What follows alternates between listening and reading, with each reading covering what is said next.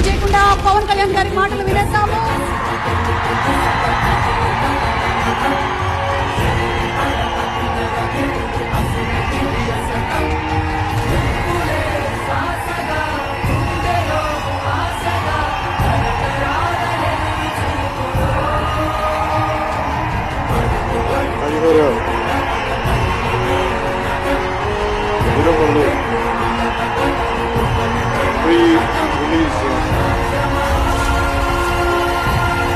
release జరిగే ఫంక్షన్కి ఇక్కడికి విచ్చేసిన మీకు,